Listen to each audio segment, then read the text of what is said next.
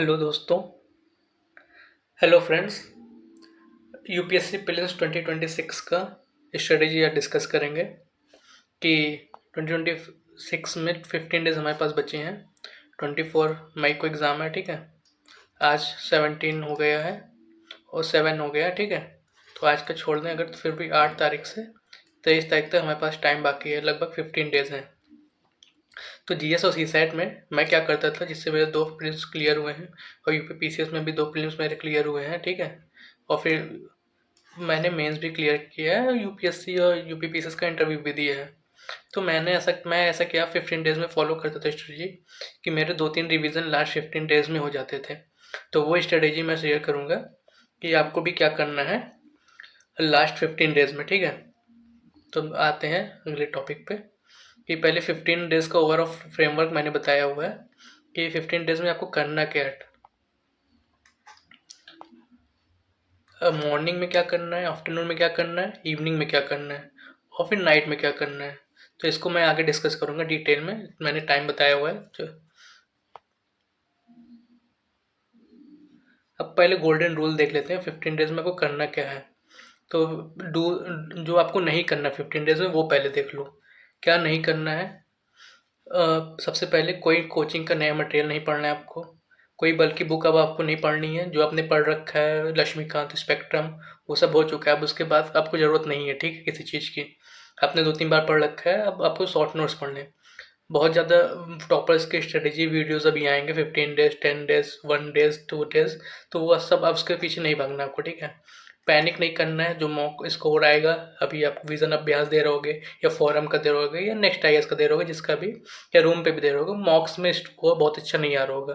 तो कुछ लोग ने मुझे टेलीग्राम पे मैसेज करके बोला कि सर अच्छे नहीं आ रहे हैं मॉक्स में मार्क्स। तो मैंने उनको बोला कि मॉक से आप अपने आप को कंपेयर ना करो। 60 to 70 या 80 भी मार्क्स आ रहे हैं तो परेशान होने की ज़रूरत नहीं है। अभी यूपीएससी का जो रियल एग्ज़ाम होगा उसमें 15 to 20 मार्क्स आपके इंक्रीज़ हो जाते हैं। रीज़न क्या है, मेरे साथ भी यही होता था। मैं विज़न अभ्यास देता था तो मेरे मार्क्स 70, 75, मतलब 80 से ज़्यादा नहीं गए, ठीक। तो लेकिन जब रियल एग्ज़ाम में मेरे 100+ मार्क्स आए तो मुझे समझ में आया कि जो है 15 से 20 मार्क्स इंक्रीज़ होंगे। क्यों? क्योंकि पीवाईक्यू और यूपीएससी का पीवाईक्यू का थीम रिपीट होता है। पीवाईक्यू भी आईटीटीज रिपीट हो जाता है। जैसे इकोनॉमी में मल्टीप्लायर इफेक्ट वाले क्वेश्चन हो गए, कॉन्स्टिट्यूशनल गवर्नमेंट वाला क्वेश्चन हो गया, साइंस एंड टेक में कुछ फ्री वाले क्वेश्चन आ जाते हैं जिसमें only all of the above या फिर नन, ये ऑप्शन मतलब मिल जाता है। तो इसीलिए कह रहा हूँ कि परेशान होने की जरूरत नहीं है। और रैंडम डिफिकल्ट मॉक्स अब नहीं सॉल्व करने आपको। अब 15 दिन बचे, मॉक्स आपको सॉल्व ही नहीं करना है। अगर आपने अभी तक एक भी नहीं किया तो 2-3 कर सकते हो, अदरवाइज सॉल्व ही नहीं करना है मॉक आपको अब, ठीक है। अब आते हैं कि आपको करना क्या है फिर। तो आपको करना क्या है कि डूज बताता हूँ मैं आपको, कि रिवाइज करना है अपने जो नोट्स आपने बना रखे हैं। अपनी खुद की नोट्स को रिवाइज करना है। पॉलिटी हो गया, हिस्ट्री हो गया, ज्योग्राफी हो गया, साइंस हो गया, इन्वायरमेंट हो गया, ठीक है, आईआर हो गया, और क्या बच्चा, इकनॉमी हो गया, बजट हो गया, सर्वे हो गया, करंट अफेयर हो गया, ठीक है, करंट अफेयर। तो ये सब आपको रिवाइज करना है। अभी मैं बताऊँगा कि कौन कौन से दिन कौन सा करना है। 15 दिन में बता दूंगा कि कैसे कैसे करना है। फिर प्रैक्टिस करना है आपको पीवाईक्यू इंटेलिजेंटली। इंटेलिजेंटली मतलब कि क्वेश्चंस को देखना है, सोचना है ये ऑप्शन क्यों गलत है, ये ऑप्शन क्यों सही है, क्या इसमें वर्ड यूज़ हुआ है स्ट्रीम वर्ड, क्या इसमें जो है निगेटिव वर्ड यूज़ हुआ है जिससे ये क्वेश्चन स्टेटमेंट गलत है। फिर रिवाइज करना है फैक्चुअल एरियाज या मल्टीपल टाइम्स में। जैसे आपका बजट में हो गया फिजिकल डिफिसिट, ठीक है, और कौन कौन से डॉक्यूमेंट होते हैं बजट में एफआरबीएम एक्ट में, ठीक है, स्कीम हो गया, रिपोर्ट हो गया, इंडिसेस हो गया। तो ये सब मल्टीपल रिवीजन करना है इसका। नेशनल पार्क हो गया, बायोडाइवर्सिटी, वाइल्ड लाइफ सेंचुरी हो गया, रामसर साइट हो गया, ये सब रिवाइज करना है। फिर इम्प्रूव करना है एलिमिनेशन टेक्निक। ये कैसे इम्प्रूव होगा, पीवाईक्यू सॉल्व करके। अभी मैं बताऊंगा कैसे पीवाईक्यू भी सॉल्व करना है आपको, जो मुझे हेल्प करता था। अब मॉक लिमिटेड देना है या फिर नहीं देना है, नो मॉक, ठीक है। इससे आपका कॉन्फिडेंस डाउन होगा, इसलिए अब देने की जरूरत नहीं है। अगर आपने एक भी मॉक नहीं दिया तो 2 से 3 फुल लेंथ मॉक आप दे सकते हो, अदरवाइज ज़रूरत नहीं है। वो भी कब देना अभी मैं बताऊंगा। अब आते हैं कि सब्जेक्ट वाइज प्रियोरिटी क्या होनी चाहिए, ठीक है। सबसे ज़्यादा हाई प्रायोरिटीज जो टॉपिक हैं, जो हाई प्रायोरिटी टॉपिक है वो आपका पॉलिटी है। पॉलिटी यहाँ से 15 से क्वेश्चन तो आएगा ही आएगा मिनिमम, ठीक है, 15 से 20 भी हो सकते हैं। ये बहुत लोअर हैंगिंग फ्रूट है, इसको आप आराम से कर सकते हो। सबसे पहले रिवीजन भी इसी का करना है आपको। फिर आपको इकोनॉमी से करना है, यहाँ से भी 10 to 15 क्वेश्चन आपको मिल जाएंगे। इकोनॉमी से भी कॉन्सेप्चुअल आते हैं, मृणाल सर का वीडियोस देखा होगा, वहाँ की नोट्स बनाई होगी, तो कॉन्सेप्चुअल आते हैं मनी एंड बैंकिंग से, बजट से, और फिर और भी जो टॉपिक है उससे इन्वायरमेंट और जोग्राफी, यहाँ जोग्राफी भी ऐड कर लो आप। ये भी हाई प्रायोरिटी टॉपिक है क्योंकि ये इंपॉर्टेंट इसलिए हो जाते हैं। यहाँ से आपको 30 क्वेश्चन लगभग देखने को मिलेगा इन्वायरमेंट और जोग्राफी से। रीज़न क्या है, मतलब 25 to 30 मिलेगा। रीज़न क्या है मिलने का, कि ये इंडियन फॉरेस्ट सर्विस का भी प्रीलिम्स है, ठीक है, इसलिए यहाँ से इन्वायरमेंट के क्वेश्चन आते हैं क्योंकि फॉरेस्ट है ना। तो नेशनल पार्क, बायोडाइवर्सिटी, और फिर इंटरनेशनल ऑर्गेनाइजेशन इन्वायरमेंट से रिलेटेड हैं, और नेशनल टाइगर कंजर्वेशन अथॉरिटी है, UNFCCC, ये सबसे क्वेश्चंस आते हैं। मैं प्रीवाइक्यू दिखाऊंगा आपको तो आपको समझ में आ जाएगा, आपने देखा भी होगा। करंट अफेयर आपको करना है, जो भी सोर्स आपने किया होगा करंट अफेयर्स के लिए वो आपको देख लेना है कि आपको करंट अफेयर्स में क्या करना है उसमें, ठीक है। जैसे मान लो आप कोई न्यूज़पेपर पढ़ते होगे और विज़न की मैगजीन पढ़ते होगे, तो यही दो आपको करना है बस, इससे ज़्यादा नहीं करना। न्यूज़पेपर अगर नोट्स बनाए तब तो ठीक है, अदरवाइज़ कोई बात नहीं, विज़न की ही रिवाइज कर लो। जो मैगजीन अगर आप पढ़ रहे होगे या कोई और भी सोर्स कर रहे होगे, तो मतलब फियर नहीं होना चाहिए आपको कि मैंने विज़न बोल दिया तो आप कोई और कर रहे हो, बाजीराम की कर रहे हो या इनसाइट की कर रहे हो, कोई भी मैगजीन कर रहे हो, करंट अफेयर्स वहाँ से कर लो बस, और कुछ नहीं करना है, ठीक है। फिर मॉडर्न हिस्ट्री कर लेना। अब सी सैट बताता हूँ अभी मैं।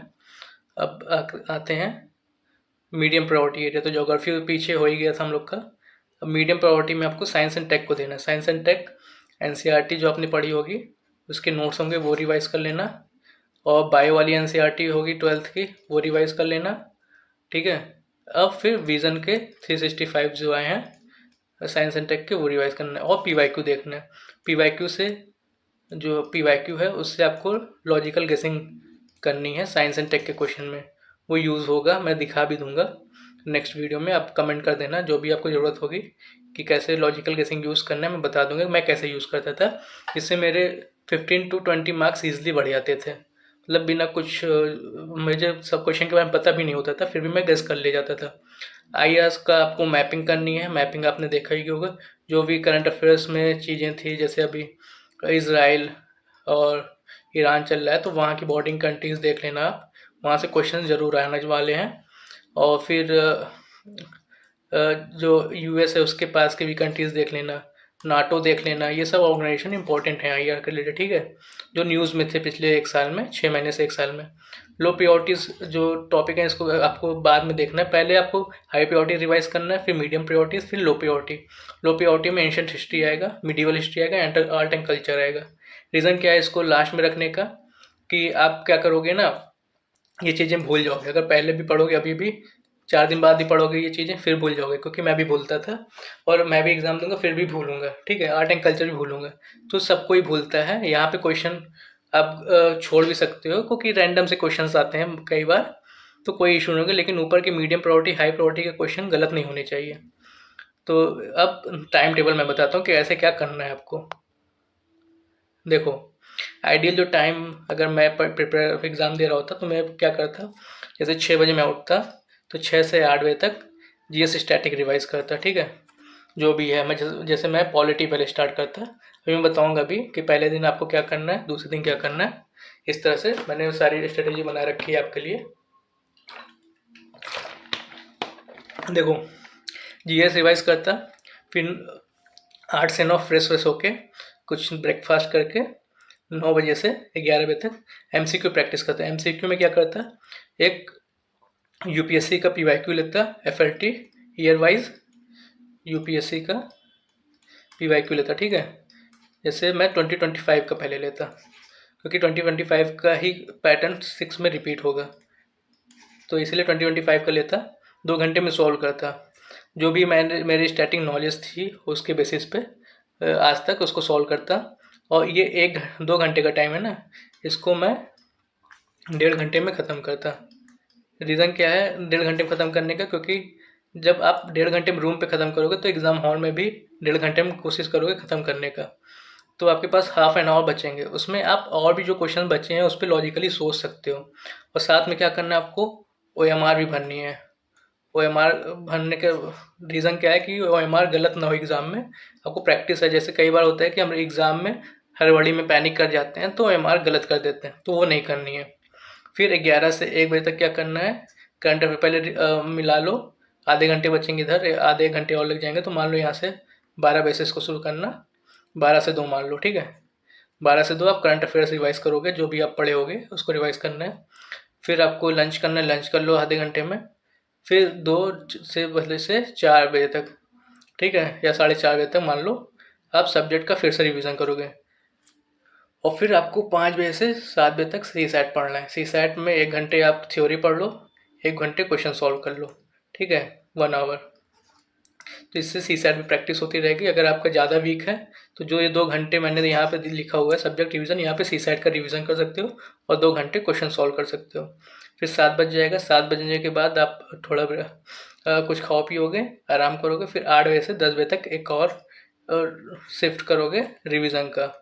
जो भी आपने को रिवीजन करना है, स्टैटिक पोर्शन जो रह गया है रिवाइज करने को, जो मिस्टेक हुई हो, जो अपनी नोट्स बनाई हो, वो रिवाइज करना है, ठीक है। रात में हल्की चीज़ें रखना, शुरुआत में भारी चीज़ें। जैसे शुरुआत में दिन में हमको उठते ही जो चीज़ें हमें याद नहीं होती, जैसे ज्योग्राफी के नहीं याद होता, हिस्ट्री नहीं याद होता, वो करना है। रात में हल्की चीज़ें जो हमें याद हो जाती हैं इसलिए, जैसे इन्वायरमेंट हो जाता है याद, पॉलिटी याद हो जाता है, मॉडर्न हिस्ट्री याद हो जाता है, तो वो चीज़ें रात में रखनी है, ठीक है। रात में हल्की चीज़ें रखनी है, दिन में भारी चीज़ें रखनी है। अब आते हैं कि देखो इस तरह से अगर पढ़ोगे तो आपको कितने 2 घंटे 2 घंटे 2 घंटे, मतलब आपको देखोगे लगभग 12 आवर का ये सीटिंग प्लान बन गया आपका। 12 आवर की स्टडी आराम से हो जाएगी। कुछ लोग इसको 14 आवर भी खींचते हैं, जैसे मैं कोशिश करता था कि एग्ज़ाम टाइम में 14 आवर्स तक पढ़ाई करूँ, ठीक है। तो इस तरह से आप भी कर सकते हो। अब आते हैं कि डेली वाइज रिवीजन कैसे करना है, डेली डे वाइज। तो ये डे आप अपने हिसाब से मान लेना कि जैसे आज 7 तारीख है तो कल से अगर शुरू कर रहे हो तब भी 8 मई से आपका ये हो जाएगा, ठीक है। 8 मई से आप शुरू कर सकते हो। सबसे पहले पॉलिटी आपको रिवाइज करनी है। यहाँ से क्वेश्चन इजी आते हैं, कॉन्सेप्ट बेस्ड आते हैं, लक्ष्मीकांत से डायरेक्ट PYQ से। तो यहीं से क्वेश्चंस आएंगे, अपनी नोट से रिवाइज करो या लक्ष्मीकांत जहाँ से ही पढ़ लो वो रिवाइज करो। सबसे पहले वो टॉपिक रिवाइज करना जहाँ से क्वेश्चन बार बार आ रहे हैं। आपने टॉपिक वाइज PYQs देखा होगा, तो वहाँ से fundamental rights, parliament, president, high court, supreme court, governor, ये सब टॉपिक रिवाइज कर लो। पंचायत, म्यूनिसपैलिटीज़, यहाँ से क्वेश्चन आएंगे ही आएंगे। DPSP, फंडामेंटल ड्यूटीज़, पहले ये सब टॉपिक रिवाइज करो। फिर छोटे मोटे टॉपिक जो हैं, constitutional bodies, non constitutional bodies, CM, फिर आपके आ गए centre state relation, finance commission, ये सब आपको रिवाइज करना है। ECI, सब ये सब रिवाइज करना है, ठीक है। और साथ ही साथ अगर हो पाए तो इकोनॉमी में कुछ टॉपिक रिवाइज कर लो, इन्फ्लेशन, मॉनेटरी पॉलिसी, ये सब। और CSAT भी अगर रिवाइज करना है तो अगर टाइम मिले, जैसे ये सब दोनों के करने के बाद अगर CSAT आपका वीक है तब तो 2 घंटे CSAT को भी देना, परसेंटेज रेशियो ये सब पढ़ सकते हो आप। मतलब वो टॉपिक जो आपको वीक हो वो CSAT में पढ़ना है, जरूरी नहीं है जो मैंने लिखा वही करना है, ठीक है। और MCQ 2 घंटे तो सॉल्व करना ही करना है, 9 से 1, 11 बजे तक। इसके बीच में आपको MCQ 2 घंटे FLT लगाना है। तो एक दिन मान लो आपने GS का लगा लिया तो एक दिन आप CSAT का लगा लो, या शाम को CSAT लगा लो, इस तरह से आप कर सकते हो। सेकेंड डेज पे आएंगे तो इन्वायरमेंट रिवाइज करना है, बायोडाइवर्सिटी, क्लाइमेट कन्वेंशन जो भी है, एनिमल्स हो गए, शंकर आई से आपने पढ़ा होगा तो वहाँ से जो नोट्स बनाई होगी वहाँ से कर लेना। और ज्योग्राफी जो आपने NCERT पढ़ी होगी, तो रिवर, मानसून, हिल्स, और जो भी लोकेशन है, national park, wild life sanctuary, tiger reserve, ये सब आपको करना है, ठीक है। CSAT में आप arithmetic, time and speed, distance, ये सब रिवाइज कर सकते हो डे 2 में, मतलब 9 मई को, ठीक है, 9 मई को। फिर 10 मई को आप आओगे, 10 मई को आप मॉडर्न हिस्ट्री रिवाइज करोगे। गांधीयन मूवमेंट, यहाँ से क्वेश्चंस आते हैं, कांग्रेस सेशन से क्वेश्चंस आते हैं, बुक्स जो स्पेक्ट्रम में है, बुक्स और न्यूज़पेपर जो पब्लिश होती थी, कौन किस पब्लिश करता था, ये सब से क्वेश्चंस आते हैं। और आप आर्ट एंड कल्चर भी कर सकते हो, बुद्धिज़्म, जैनिज़्म, टेम्पल आर्किटेक्चर, यहाँ से क्वेश्चंस आते हैं। ये इजी टॉपिक है, यहाँ से कर सकते हो आराम से। 10 मई को ये हो गया आपको। अब आते हैं कि 11 मई, ठीक है, 11 मई आ गया। 11 मई को आप क्या करोगे, साइंस एंड टेक रिवाइज करोगे, जो भी आपकी स्टैटिक नोट्स हैं वहाँ से, और करंट अफेयर्स। और ऊपर में आप करंट अफेयर्स भी 1-2 घंटे देते रहोगे, ताकि 5-6 दिन में, 7 दिन में आपको अगर 2 घंटे भी मिले तो 14 आवर्स में मतलब आपके करंट अफेयर्स एक हफ्ते में कंप्लीट हो जाए, ठीक है। और बायोटेक्नोलॉजी, स्पेस से क्वेश्चंस आते हैं। इकोनॉमी अगर कुछ बचा हो तो यहाँ पे रिवाइज कर सकते हो आप। और फिर सी सेट में अगर कुछ पढ़ना है तो यहाँ से पढ़ सकते हो। अब 12 मई को आ जाएंगे। अब 12 मई को आप क्या करोगे, सुबह आपके पास टाइम रहेगा, जो भी चीज़ें आपकी बची हुई हैं, जैसे अभी क्या नहीं हुआ है आपको, आईआर मान लो नहीं हुआ था, वो आप रिवाइज कर लोगे, बजट सर्वे रिवाइज कर लोगे, और फिर आप क्या बचा, स्कीम्स हो गई वो रिवाइज कर लोगे, और अगर कुछ और भी बचा तो वो सब रिवाइज कर लोगे 12 मई को, ठीक है। 12 मई को रिवाइज कर लोगे। फिर उसी दिन आपको सी सेट और जीएस का मॉक देना है। एक फुल मॉक में आपको कोचिंग का नहीं देना है, पीवाईक्यू उठाना है यूपीएससी का। आप चाहे तो 2024 का जीएस सी सेट दे सकते हो, ठीक है। जीएस सी सेट 2 घंटे में, और 2 घंटे मैं बोल रहा हूँ तो इसको 1.5 घंटे में ही आपको करना है, 2 घंटे नहीं लेना है, और साथ में OMR भी भरना है। इससे आपकी स्पीड बढ़ेगी, क्वेश्चन एनालाइज करने का तरीका बढ़ेगा, पता चलेगा। और जैसे आप रिवाइज करोगे, मान लो 12 बजे तक रिवाइज हुआ आपका, तो 12 बजे के बाद आप लंच वंच कर लो, कुछ 1 से 3 दे दो टेस्ट, फिर 4 से 6 दे दो, ठीक है। 6 देने के बाद उसके बाद आपके पास 4 घंटे बचेंगे सोने से पहले। उस 4 घंटे में पीवाईक्यू को एनालाइज करो, कौन से क्वेश्चन गलत हुए, कौन से सही हुए हैं, और आपको आगे क्या मिस्टेक नहीं करनी है, कितने क्वेश्चंस आपको करने चाहिए थे, वो सब 50-50 वाले कितने सही हुए, कितने नहीं, क्या मिस्टेक सही है, वो एनालाइज करोगे, ठीक है। अब 12 मई के बाद आते हैं डे 6। ये 13 मई को हम आ गए, ये 14 मई, ये 15 मई, ठीक है। मतलब मैं एक एक डेट भी बताता जा रहा हूँ। 13 मई को अब पॉलिटी रिवाइज करना है। अब क्या रिवाइज करना है, आपने मॉक दिया कल पीछे सी सेट का एक दिन पहले, ठीक है, 12 मई को। तो आपने देखोगे कौन आपके पॉलिटी के क्वेश्चन कौन से गलत हुए, पहले वो टॉपिक रिवाइज करना है। फिर जो भी टॉपिक बचे, जैसे कॉन्स्टिट्यूशनल बॉडी, जुडिशरी, फेडरलिज्म, ये सब रिवाइज करना है। अब सॉल्व करने पॉलिटी के पीवाईक्यूज, जो टॉपिक वाइज पीवाईक्यूज होंगे इसी दिन, सारे आपको सॉल्व कर लेने हैं। जो आपने गलत कर रहे होगे वो पहले सॉल्व करना है, और जो सही करोगे, टाइम नहीं बचा है तो सही वाले आप छोड़ भी सकते हो, जो गलत करोगे उसको जरूर करना है। तो पॉलिटी का पीवाईक्यूज कर लेना है। अब 14 मई को क्या करोगे, इकोनॉमी को रिवीजन करोगे सारा, जो स्टैटिक पोर्शन है मृणाल सर का या कहीं से भी पढ़ा होगा, और बजट सर्वे, स्कीम्स वगैरह यहाँ रिवाइज हो जाएगा आपका। GDP, physical deficit, repo rate, reverse repo rate, government scheme, और सी सेट का भी 1-2 घंटे दे सकते हो यहाँ पे अगर आपको सी सेट देना है। फिर 15 मई को डे 8 हो जाएगा, इन्वायरमेंट और जोग्राफी आपको यहाँ रिवाइज करना है।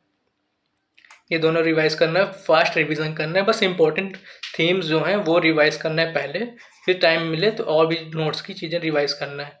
तो थीम्स मैं दे दूंगा लिस्ट 1-2 दिन में, तो वो पहले आपको रिवाइज करना है, ठीक है। अब 16 मई को आ गए, डे 9, ठीक है। अब हिस्ट्री आपको मेगा रिवीजन करना है, रिवोल्ट, कमिटी, पर्सनालिटीज़, यूनेस्को, यहीं पे आपको मॉडर्न पहले करना है, फिर मिडीवल करना है, फिर एंशिएंट करना है, फिर आर्ट एंड कल्चर करना है, ठीक है। क्योंकि हम पहले इस पे ज़्यादा हाई प्रायोरिटीज़ है, ये सबको आता रहेगा, सब कोई करेगा। यहाँ से क्वेश्चन रैंडम आ जाते हैं या फिर बहुत फैक्चुअल आते हैं तो हमें याद नहीं रहता, तो कोई मतलब नहीं है, तो इसको बाद में करना है। तो इसी दिन जो आपको हो सकता है आधा दिन और लगे, हिस्ट्री थोड़ा बड़ा है तो आधा दिन और लगेगा, तो यहाँ से आप मतलब 17 मई को भी आधा दिन दे सकते हो। अब 10वें दिन पे आते हैं क्या करना है। 10वें दिन पे फिर आपको एक पीवाईक्यू सॉल्व करना है 2 घंटे में, सुबह जीएस, शाम को सी सेट, इस तरह से, या जैसे पिछली बार किए थे उस तरह से, ठीक है। और इसको एग्ज़ाम लाइक कंडीशन को ही मान के करना, क्योंकि यही आपका रिवाइज, यही आपका एग्ज़ाम में भी माहौल मिलेगा। 2023 का यहाँ ले सकते हो कि जीएस का सी सेट का फुल लेंथ टेस्ट लगाना है, पीवाईक्यू का, ठीक है, यूपीएससी का। एग्जाम लाइन कंडीशन में आइडियल अटेम्प्ट, एलिमिनेशन टेक्निक, जो पिछली बार गलतियाँ की थी वो इस बार नहीं रिपीट करनी है, और फिर शाम को एनालाइज कर लेना है।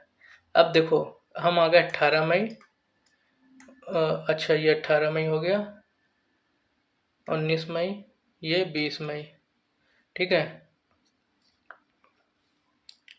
यहाँ पे 3 दिन है ना, रुको 1 मिनट, हाँ देखो ये 18, 19, 20, 3 दिन का है। यहाँ रैपिड रिवीजन करें 3 मई का, ठीक है, ये 21 मई, ये 22 मई, ठीक। तो अब 3 दिन में फास्ट रिवीजन स्टैटिक को 1 दिन देना है, एक 1 day static revision, history, polity, geography, environment, science, जितनी तेज रिवीजन कर लो, 1 घंटे में मानना है एक सब्जेक्ट, या 2 घंटे में एक सब्जेक्ट, इस तरह से आप कर सकते हो। और फिर 19 मई को आप करंट अफेयर्स पूरा दिन ले लो, करंट अफेयर्स हो गया, बजट्स हो गया, सर्वे हो गया, ठीक है, स्कीम हो गया। 20 मई को आपको क्या करना है, जो आपका PYQ जो आप गलत कर रहे हो, जो मॉक गलत कर रहे हो, और CSAT का नोट्स आपको 20 मई को रिवाइज कर लेना है। तो ये सब हो गया। 21 मई को बस रिवीजन करना है, किस चीज़ का रिवीजन करना है, अब यहाँ पे देखो, अब art and culture, medieval, ancient एक बार फिर से रिवाइज करना है, ठीक है, एंशियंट। क्यों? क्योंकि अब जो आप आपको यहाँ पढ़ोगे वो आपको एग्ज़ाम में याद रहेगा, 100% याद रहेगा। ऐसे ही मैं भी करता था कि ये मुझे याद रहता था, 2 दिन पहले पढ़ा, 1 दिन पहले पढ़ा, और यहाँ पे जो आपको फैक्चुअल चीज़ें, इंडिसेस और रिपोर्ट, ठीक है, जो भी डेटा वेटा है यहाँ से रिवाइज कर लेना है। मिनरल्स हो गया, national park, wild life sanctuary हो गया, आर्टिकल्स हो गए। तो यहाँ पे अब आपको मॉक नहीं देना है कोई भी, आपको कोई जो है 21 मई को जो डे 14 है हमारा, यहाँ पे कोई टेंशन नहीं लेनी है, रिवाइज करना है मिस्टेक को, शॉर्ट नोट्स को रिवाइज करना है, लाइट रहना है, ठीक है। PYQs अभी भी चलता रहेगा, PYQs डेली चलेगा, 15 डेज PYQs चलेगा, 9 बजे से 11 बजे तक। इसमें चाहे आप GS करो, चाहे CSAT करो, या दोनों करो, ठीक है, कोई बाउंडेशन नहीं है। अब डे 15 जो 22 मई को हमारा आएगा, ठीक है, इसमें स्टे काम रहना है, अरेंज करना है एडमिट कार्ड, और इसमें भी आप रिवीजन के लिए समय है। तो अगर देखा जाए ओवरऑल यहाँ पे देखो 4 रिवीजन हमारे हो गए।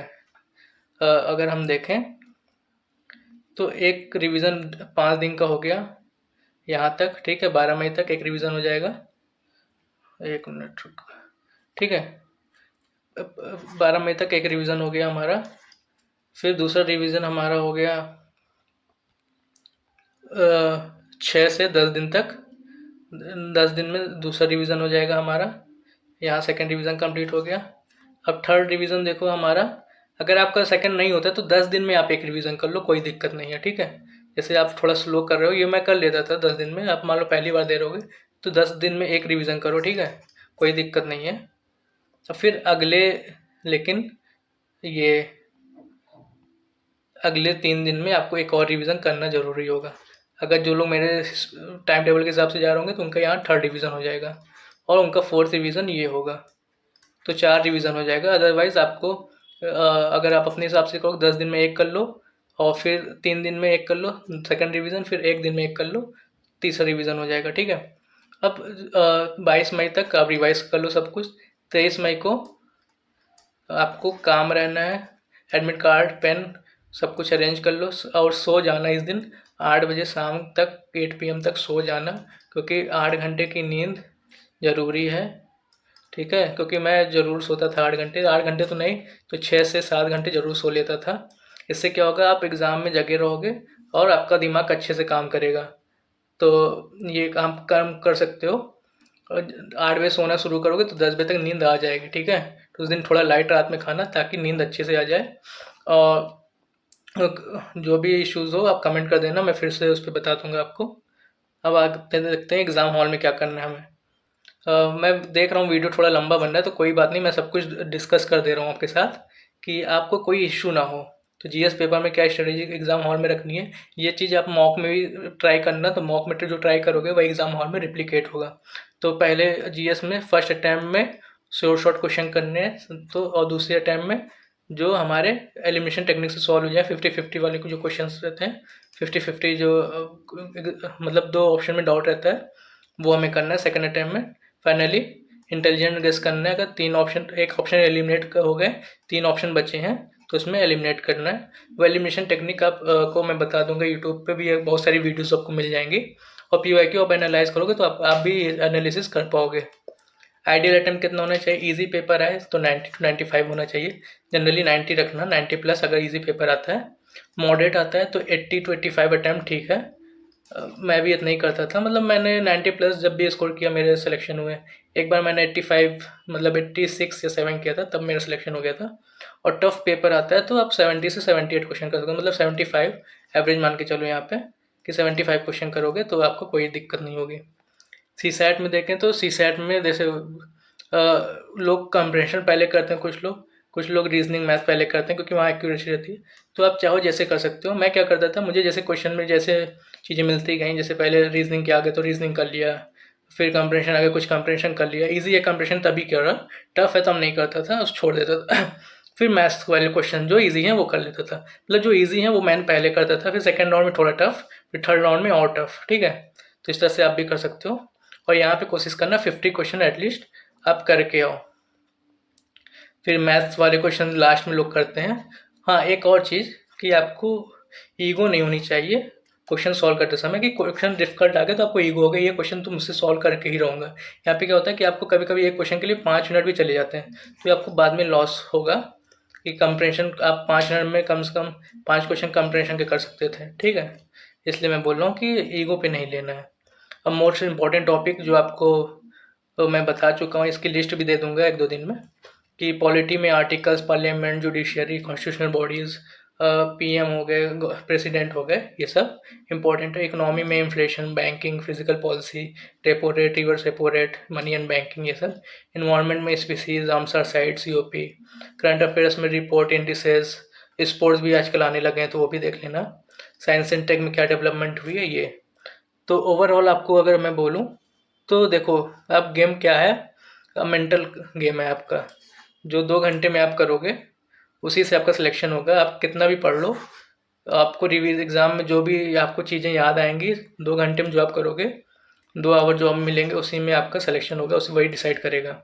तो लास्ट 15 डेज में आपको काम रहना है, कंपोज रहना है, रिविज़न करना है, डिसीजन मेकिंग क्वालिटीज़ अच्छी बनानी है। यूपीएससी बैलेंस को रिवॉर्ड करता है, स्मार्ट रिविज़न करना है आपको। 100% सिलेबस कोई नहीं कवर कर पाता, नहीं करने की ज़रूरत है। इंपॉर्टेंट थीम्स को लास्ट में 1 हफ्ते 10 दिन में इंपॉर्टेंट थीम्स पहले रिवाइज करनी है, फिर बाकी चीज़ें रिवाइज करनी है अगर टाइम मिलता है। नहीं मिलता है तो बस इंपॉर्टेंट थीम ही रिवाइज करो, आपने सब कुछ पढ़ रखा है। अब आपको बहुत ज़्यादा टेंशन लेने की जरूरत नहीं है, सब कुछ बराबर होता है। किसी को 30 से 40 क्वेश्चन से ज़्यादा नहीं आते हैं, आपको भी इतने ही आएंगे एग्जाम में। बाकी 40 to 45 क्वेश्चन लोग गेस करते हैं पीवाईक्यू के बेसिस पे, लॉजिकल रीजनिंग के बेसिस पे, मॉक के बेसिस पे, इसी के बेसिस पे लोग लॉजिकल गेसिंग करते हैं। ठीक है, आपको बस स्ट्रॉन्ग रिवीजन करना है, एक्यूरेसी पे ध्यान देना है, स्टेबल माइंडसेट रखना है। और हाँ, 15 दिन में अच्छे से सोना है, खाना है और रिवाइज करना है, बस इसके अलावा और कुछ नहीं करना है। ठीक है, ऑल दी बेस्ट 2026 के लिए। कोई भी डाउट हो कमेंट कर देना, मैं रिप्लाई कर दूंगी। और टेलीग्राम चैनल पे भी कनेक्ट कर सकते हो, वहाँ पे भी आप कमेंट में अपने क्वेश्चंस पूछ सकते हो। तो मिलते हैं अगले वीडियो में।